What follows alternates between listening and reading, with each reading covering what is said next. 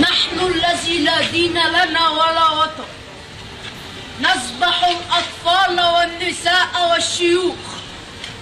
أنا مروان ناصر، عملنا فيديو لداعش إنه هي دي قيمتهم، إنه يعني مش وأنا بقول كلمة اللي هم مش هيقدروا على الجيش المصري ولا على السيسي، لأن السيسي بطل وراجل ومحدش في الدنيا هيقدر عليه. عملنا الفيديو ده يعني لعبة بنسخر بيهم لدرجة إن إحنا كانوا أطفال بيمثلوا اللعبة دي.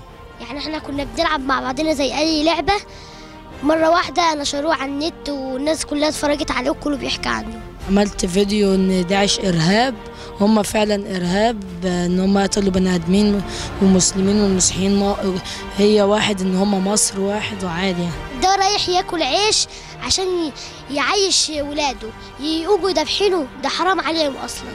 اعرف عنهم اللي هم ده قتلوا الناس المسيحيين والمسلمين وموتوا ناس حرامهم وهم ربنا يدخلهم النار عشان هم مؤذيين.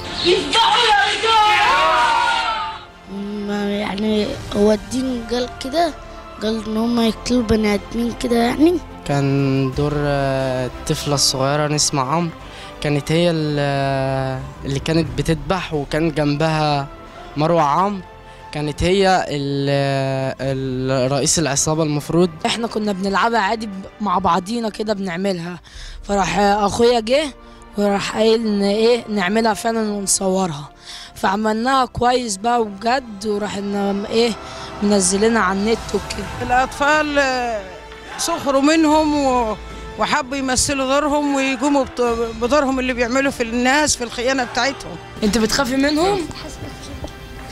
وبتحب ومين اللي ضربهم بالنار؟ السيسي. السيسي البطل. ايه رايك في السيسي؟ بطل. عاوزين نقول كلمة لداعش، 1 2 3، تحيا مصر. قولي كلمة.